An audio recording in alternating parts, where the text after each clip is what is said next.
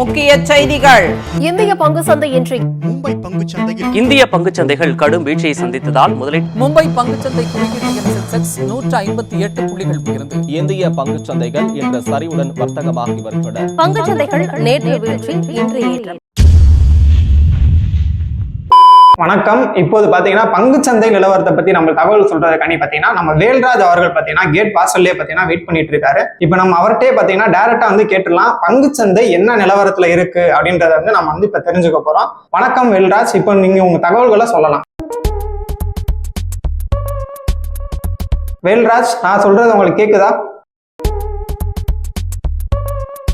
Monday ஆட்டாம உங்க தகவல்களை சொல்லுங்க, இல்லைன்னா இந்த மாச சம்பளம் பாத்தீங்கன்னா உங்களுக்கு வராது.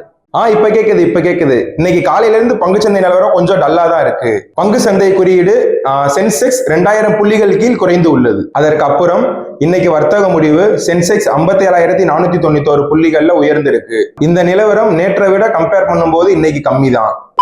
இப்போ நீங்க பார்த்த நியூஸ் பேட்டர்ன் எல்லாமே நம்ம சின்ன வயசுல இருந்து பார்த்துட்டு வர்ற பேட்டர்ன் தான். ஒடிவி டிவி காலத்துல இருந்து நியூஸ் பார்க்கும்போது ஒவ்வொரு டிபார்ட்மெண்டோட நியூஸ் முடிஞ்சதுக்கு அப்புறம் தான் கடைசியில பங்கு சந்தை பற்றி நியூஸ் நமக்கு வந்து சேரும். அப்போ இந்த நியூஸ் பற்றி கேட்கும்போது நமக்கு உயர்ந்தாலோ சரிந்தாலோ நமக்கு எந்த பாதிப்பும் இருந்திருக்காது. ஏன்னா அதுல நம்ம சம்பந்தமே பட்டிருக்க மாட்டோம். ஆனா எங்கேயோ இருந்த ஒரு சின்ன குரல் ஐயோ இன்னைக்கு விழுந்துருச்சா அப்படின்னு கேட்கும். பிகாஸ் அப்படி சொல்றவங்க கண்டிப்பா பங்கு சந்தையில இன்வெஸ்ட்மெண்ட் பண்ணியிருக்காங்க. அவங்களோட இன்வெஸ்ட்மெண்ட் சின்னதோ ரொம்ப பெருசோ எப்படி வேணாலும் இருக்கலாம். ஆனா அவங்களுக்கு பங்கு சந்தைக்கான அப்டேட் கண்டிப்பா தேவை. இந்த பங்கு சந்தையில ஒரு காலத்துல ரொம்பவும் குறைவான மக்கள் மட்டுமே ஈடுபட்டு இருந்தாங்க. டெக்னாலஜி டெவலப் ஆக இன்னைக்கு பல பேர் பங்கு சந்தையில ஈடுபட்டு இருக்காங்க. பல உயர்வு மற்றும் வீழ்ச்சி என்று பங்கு சந்தை சந்திச்சுட்டு இருந்தாலும் இதோட தாக்கம் பல பேரை விட்டு இன்னும் நீங்கல. பங்கு சந்தை பல பேருக்கு வாழ்க்கை கொடுத்திருக்கு, பல பேருக்கு வாழ்க்கையை தொலைச்சிருக்கு. இன்னைக்கு பங்கு சந்தைன்னா என்ன, அது ஏன் ஏறுது, எதை பேஸ் பண்ணி இறங்குது அப்படின்றத டீட்டெயிலா பார்ப்போம். பொதுவா நம்ம எல்லாருக்கும் ரெண்டே வார்த்தைகள், ஒன்னு ஷேர் மார்க்கெட், இன்னொன்னு ஸ்டாக் மார்க்கெட். இந்த ரெண்டு வார்த்தையும் ஒரே இதுதான் அப்படின்னு நம்ம நினைக்கிறோம். பட் ஆக்சுவலா அப்படி இல்லை. இது ரெண்டுமே வெவ்வேறு அர்த்தங்கள் கொண்டது. ஒரு உதாரணத்துக்கு ஒருத்தர் ஷாப் ஓபன் பண்ண பிளான் பண்றாரு. அவருக்கு 2 லட்சம் இன்வெஸ்ட்மெண்ட் தேவைப்படுது. ஆனா அவர் கையில வெறும் 1 லட்சம் தான் இருக்கு. ஸோ மிச்சம் தேவைப்படுற 1 லட்சத்துக்கு ஷேர் மார்க்கெட்ல 100 ரூபாய் விதமா 1000 ஷேர்ஸை இஷ்யூ பண்றாரு. இந்த 1000 ஷேர்ஸும் யார் வாங்குறாங்களோ அவங்க அந்த ஷாப்ல 50% ஓன் பண்ணுவாங்க. ஒருவேளை 500 ஷேர்ஸ் வாங்கினா அவங்களுக்கு 25% ஓனர்ஷிப் கிடைக்கும். ஸோ இதைத்தான் நம்ம ஷேர்னு சொல்றோம். இதே ஸ்டாக் அப்படிங்கிற போது ஒரு நபர் பல கம்பெனிகள்ல, அதாவது ஒன்றுக்கும் மேற்பட்ட கம்பெனிகளை இன்வெஸ்ட் பண்றது தான் ஸ்டாக் அப்படின்னு சொல்லுவோம். உதாரணத்துக்கு ராம் அப்படிங்கிறவர் HDFC, federal, ICICI, axis bank பல ஷேர்ஸ்ல அவர் காசு இன்வெஸ்ட் பண்ணியிருக்காரு. ஸோ இதுல எல்லாம் எவ்வளவு ஷேர்ஸ் வாங்கிக்கன்னு கேட்காம எவ்வளவு ஸ்டாக் வச்சிருக்கீங்க அப்படின்னு தான் நம்ம கேட்போம். அதாவது ஸ்டாக் அப்படிங்கிறது ஒரு நிறுவனத்தோட பேரையோ இல்ல நிறுவனத்தையோ குறிக்கும். ஸோ ஷேர் மார்க்கெட்டுக்கும் ஸ்டாக் மார்க்கெட்டுக்கும் அடிப்படையான வித்தியாசமே இதுதான். இதை சுருக்கமா சொல்லணும் அப்படின்னா ஷேர் அப்படின்னா கவுண்டை குறிக்கும், ஸ்டாக் அப்படின்னா கம்பெனியை குறிக்கும். இந்த பங்குச்சந்தையை நம்ம ஸ்டாக் மார்க்கெட் இல்லாட்டி ஸ்டாக் எக்ஸ்சேஞ்ச் அப்படின்னு சொல்லலாம். ஒரு ஷேரை மார்க்கெட்டோட வேல்யூல நம்ம ஆன்லைன்ல வாங்கவோ விற்கவோ முடியும். முன்னொரு காலத்துல நம்ம இந்தியால பங்கு வர்த்தகம் நடக்கக்கூடிய பில்டிங்ஸ் நிறைய இருந்துச்சு. ஆனா இப்போ 2 தான் இருக்கு. ஒன்னு NSE, இன்னொன்னு BSE. ஃபர்ஸ்ட் BSE, அது பாம்பேல லொகேட் ஆயிருக்கு. இந்தியாவிலே பழமையான மிகப்பெரிய ஸ்டாக் எக்ஸ்சேஞ்ச் தான் BSE தான். BSE 1875ல எஸ்டாப்ளிஷ் ஆயிருக்கு. வேர்ல்ட்ல மார்க்கெட் சைஸ் பாத்தீங்கன்னா இது 11th பிளேஸ்ல இருக்கு. இந்த ஸ்டாக் எக்ஸ்சேஞ்ச்ல 5500க்கும் மேற்பட்ட கம்பெனிகள் லிஸ்ட் செய்யப்பட்டிருக்கு. ஆனா இவங்க கன்சிடர் பண்ற கம்பெனிஸ் பார்த்தா வெறும் 30 தான். Second national stock exchange. இந்த NSEயும் மும்பைல தான் ஹெட் குவார்ட்டர்ஸ் இருக்கு. NSE 1992ல எஸ்டாப்ளிஷ் பண்ணியிருக்காங்க.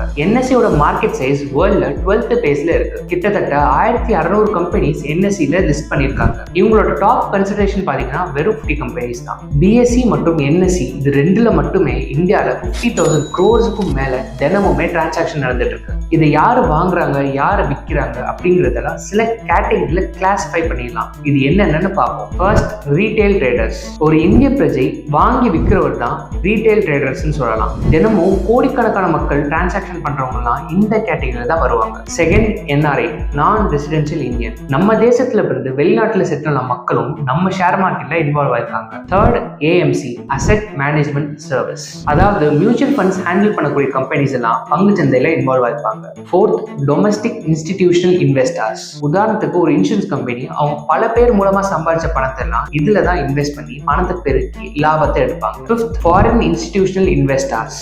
அதாவது MNCs தங்களோட பணத்தை எல்லாம் நம்ம நாட்டில் இன்வெஸ்ட் பண்ணி அதை பெருக்கி லாபம் பார்க்கறதுக்கு இந்த மார்க்கெட் யூஸ் பண்ணிக்கிறாங்க. ஸோ இப்போ மேலே சொன்ன வழிகளில் தான் தினமுமே இந்தியன் ஸ்டாக் மார்க்கெட் பல்லாயிரக்கணக்கான கோடிக்கு டிரான்சாக்ஷன் நடந்துட்டு. ஸோ இப்படி வர்ற பணத்தை எல்லாம் பார்த்து ரெகுலேட் பண்றதுக்கு இந்தியா செபி அப்படிங்கிற ஆர்கனைசேஷன் ஆரம்பிச்சது. அதாவது security and exchange board of India. அதாவது இந்த செபி அப்படிங்கிற ஆர்கனைசேஷன் இன்வெஸ்டருக்கு பாதுகாப்பு கொடுக்கறது மட்டும்தான் இவங்களோட வேலை. எப்படி பேங்க்ஸுக்கு RBI அமைப்பு இருக்கோ அதே மாதிரிதான் ஷேர் மார்க்கெட்ல செபி அப்படிங்கிற அமைப்பு இந்திய கவர்மெண்டால உருவாக்கப்பட்டது. நம்ம பங்குச்சந்தையை பத்தி பேசும்போது அடிக்கடி கேள்விப்படுற முக்கியமான 2 வார்த்தைகள், ஒன்னு நிப்டி, இன்னொன்னு சென்செக்ஸ். இந்த வார்த்தைகளை கேட்டதும் அட ஆமாங்க நிப்டி குறைஞ்சிருச்சு, சென்செக்ஸ் ஏறிச்சு அப்படின்னு சொல்றத நம்ம கேட்டிருப்போம். இந்த 2 வார்த்தைக்கான பொதுவான அர்த்தம் என்னன்னா இண்டிகேஷன், அதாவது குறியீடு. ஒரு உதாரணத்துக்கு ஒரு கம்பெனியோட ப்ராஃபிட் இன்க்ரீஸ் ஆயிடுச்சுன்னா நெஃப்டியும் சென்செக்ஸும் இன்க்ரீஸ் ஆயிடும். அதே அந்த கம்பெனியோட லாஸ் இன்க்ரீஸ் ஆயிடுச்சுன்னா நெஃப்டியும் சென்செக்ஸும் விழுந்துரும்.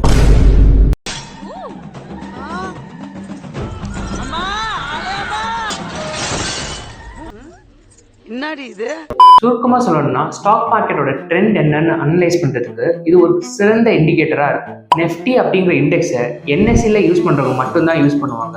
அதே மாதிரி சென்செக்ஸ் அப்படிங்கிறது BSE யூஸ் பண்றவங்க மட்டும்தான் யூஸ் பண்ணுவாங்க. நம்ம இந்திய தேசம் நம்ம நாட்டோட உற்பத்தியை வச்சு நம்ம எக்ஸ்போர்ட் துறையில மிகப்பெரிய வர்த்தகம் செஞ்சுட்டு இருக்கோம். உலகம் முழுக்க நடக்கிற இந்த வர்த்தகம் சில காரணத்துக்காக டவுன் ஆகும் போது இந்தியன் மார்க்கெட்டும் சேர்ந்து டவுன் ஆகும். ஏன்னா இந்தியன் மார்க்கெட் அப்படிங்கிறதோ இல்லை எந்த மார்க்கெட் உலகத்துல எடுத்துக்கிட்டாலும் அது எல்லாமே இன்டர்லிங்க்டா தான் இருக்கு. உதாரணத்துக்கு இந்தியன் எக்ஸ்போர்ட் USA நம்பி இருக்கு. அதே மாதிரி சைனாவோட எக்ஸ்போர்ட் இந்தியாவை நம்பி கூட இருக்கும். அந்த மாதிரி ஒரு கண்ட்ரியோட டவுன்ஃபால் இன்னொரு கண்ட்ரிக்கும் டவுன்ஃபாலா கொண்டு வரும். ஒரு பெஸ்ட் எக்ஸாம்பிள் சொல்லணும்னா 2008 நடந்த USA ஸ்டாக் மார்க்கெட் கிராஷ். இது பல ரெபர்கஷன்ஸை கொண்டு வந்தது. அதாவது இந்தியா மட்டும் இல்லாம உலகம் ஃபுல்லா ஸ்டாக் மார்க்கெட் டவுன் ஆச்சு. ஒரு சில நேரத்துல இது இன்டர்சேஞ்சபிளாவும் இருக்கும். இப்போ இந்தியன் ஸ்டாக் மார்க்கெட் டவுன்ல இருந்துச்சுன்னா உலகத்தோட ஸ்டாக் மார்க்கெட் எல்லாம் டவுன் ஆயிரும் அப்படின்னு அர்த்தம் கிடையாது. எந்த ஸ்டாக் ரொம்ப பவர்ஃபுல்லா இருக்காங்களோ அவங்க டவுன் ஆகும்போது தான் அது ரெபர்கஷனா உலகத்துக்கு எல்லாருக்கும் பரவும். இப்போ ஸ்டாக் மார்க்கெட் டவுன் ஆனதுக்கு சில மேஜர் ரீசன்ஸ் இருக்கு. First, Israel and Iran war. Jio politics அப்படின்னு சொல்லக்கூடிய புவிசார் அரசியல்னால இப்போ ஸ்டாக் மார்க்கெட் கொஞ்சம் டவுன் ஆயிருக்கு. அதுவும் கொஞ்ச நாளுக்கு முன்னாடி ஒரே நாள்ல கிட்டத்தட்ட 2 to 3% டவுன்ஃபால் ஆச்சு. ஸோ இந்த அளவுக்கு ஸ்டாக் மார்க்கெட் டவுன் ஆகி மக்களை அதிர்ச்சிக்கு ஆளாக்குன சில ரீசன்ஸை பார்ப்போம். குளோபல் ஸ்டாக் மார்க்கெட் டவுன்ஃபாலுக்கு முக்கியமான ரீசனா சொல்லப்படுறது ஈரான் எப்ப வேணாலும் இஸ்ரேல் மேல படையெடுக்கலாம் அப்படிங்கிற ஒரு சிச்சுவேஷன் இருக்கிறதுனால. ஸோ இந்த வார் எஸ்கலேஷனாலேயே குளோபல் ஸ்டாக் மார்க்கெட் எல்லாம் டவுன் ஆயிருக்குன்னு சொல்லலாம். இதுல 2ஆ பிரிஞ்சிருக்காங்க. ஒன்னு இஸ்ரேலுக்கு ஆதரவா இருக்கக்கூடிய நாடுகள், இன்னொன்னு ஈரானுக்கு ஆதரவா இருக்கக்கூடிய நாடுகள். இந்த 2 நாட்டிலேயுமே ஸ்டாக் மார்க்கெட் டவுன் ஆயிடுச்சு. ஒருவேளை போர் எஸ்கலேட் ஆகலன்னா இந்த டவுன்ஃபால் இதோட நின்றும், அப்படி இல்லாட்டி இன்னும் பயங்கரமான சரிவை சந்திக்கும் அப்படின்னு எக்ஸ்பர்ட் சொல்றாங்க. Second, Japanese interest hike. உழைப்புக்கு பேர் போனவங்க தான் ஜப்பானீஸ். இவங்க சமீபத்தில் இவங்களோட இன்ட்ரெஸ்ட் பாலிசியில கொஞ்சம் சேஞ்சஸ் கொண்டு வந்திருக்காங்க. அதாவது தம் பேங்க்ல கொடுக்கக்கூடிய இன்ட்ரெஸ்ட் ரேட்டை கொஞ்சம் உயர்த்திருக்காங்க. ஸோ இவங்க இன்ட்ரெஸ்ட் ஹைக் பண்ணதுனாலே மார்க்கெட்ல ரிஸ்க் அதிகம். ஸோ மார்க்கெட்ல இருக்கிறத விட நம்ம பேங்க்ல FDயா போட்டு வச்சிருது சேஃப் அப்படின்னு நினைச்சு நிறைய பேர் மார்க்கெட்ல இருந்து FDக்கு போட ஆரம்பிச்சிட்டாங்க. இதனால தான் சடனா ஜப்பான்ல மார்க்கெட் கிராஷ் ஆயிடுச்சு. அதாவது இவங்க மார்க்கெட் எவ்வளவு கிராஷ் ஆயிருக்குன்னா ஜாப்பனீஸ் நிஃப்டி 13% வரைக்கும் விழுந்திருக்கு. இது ஒரு வரலாறு காணாத வீழ்ச்சி அப்படின்னே சொல்றாங்க. தேர்ட், USAல ஹையஸ்ட் அன்எம்ப்ளாய்மெண்ட் ரேட் இருக்கு. பல நாட்டை சேர்ந்த மக்களுக்கு அவங்களோட திறமைக்கு ஏத்த வேலை கொடுக்குற US இப்போ சமீபமா ஜாப் மார்க்கெட் இருந்து பின்னாடி போயிடுச்சு. அவங்களோட ஜாப் மார்க்கெட் வீழ்ச்சி எடுத்ததுனால அன்எம்ப்ளாய்மெண்ட் ரேட் ரொம்ப அதிகமாயிடுச்சு. US மார்க்கெட் கிராஷ் ஆகி இதன் காரணமா ரெசெஷன் வர்றது கூட வாய்ப்பு இருக்குன்னு சொல்லப்படுது. இந்த அன்எம்ப்ளாய்மெண்ட் ரேட்டும் குளோபல் டவுன்ஃபாலுக்கு ஒரு முக்கியமான ரீசனா இருக்கு. இந்த வீடியோவை பார்க்கக்கூடிய USல இருக்க மக்கள் உங்களோட கமெண்ட்டை மறக்காம கமெண்ட் செக்ஷன்ல பதிவு பண்ணுங்க. இது போக சிங்கப்பூர் பங்கு சந்தை கிட்டத்தட்ட 4% டவுன் ஆயிருக்கு. மேலும் பல நாடுகள் மட்டும் அவங்களோட ஸ்டாக் டவுன் ஆனதுனாலே குளோபலா மார்க்கெட் எல்லாமே டவுன் ஆயிருக்கு. ஸோ இப்படி உலகம் முழுக்க மார்க்கெட் டவுன் ஆகும் போது இந்த ரெபர்கஷன் இந்தியன் மார்க்கெட்டுக்கும் ஹிட் ஆகும். ஸோ இந்தியன் மார்க்கெட்டும் டவுன் ஆயிருக்கு. இந்த மார்க்கெட் இதை விட டவுன் ஆகுமா இல்ல நின்றுமா இல்ல மறுபடியும் பழையபடிக்கு ரீகெயின் ஆயிருமா அப்படிங்கிறது ஜியோ பாலிட்டிக்கல் சிச்சுவேஷன் பொறுத்து மட்டும்தான் இருக்கு. ஸோ ரீசெண்டா ஒரு சுவாரஸ்யமான வீடியோ பார்த்தேன். அதாவது ஒரு நபர் ஒரு பெரிய கேட் வாசல்ல உட்கார்ந்துருப்பாரு. அந்த கேட்டுக்கு கீழே கொஞ்சம் லைட்டா ஓப்பன்ல இருக்கும். இந்த நபர் யதார்த்தமா ஒரு பொருளை அந்த கேட்டுக்கு கீழே போடுவாரு. அந்த பொருள் திடீர்னு 2 பொருளா திரும்ப வரும். உடனே சந்தோஷத்துல அந்த நபர் வேற ஒரு பொருளை மறுபடியும் உள்ள போடுவாரு. அந்த பொருளும் 2ஆ திரும்ப வரும். இப்போ அந்த நபர் செம்ம எந்துவாகி தான் கிட்ட இருக்கிற எல்லா பொருளையும் தூக்கி போடுவாரு. ஆனா இப்போ கேட் மொத்தமா மூடிடும். உங்களுக்கு நான் என்ன சொல்ல வரேன்னு புரிஞ்சிருக்கும்னு நினைக்கிறேன். வேற ஒரு நாள் வேற ஒரு டாபிக்ல மீட் பண்ணலாம். Until then, bye from Vishal.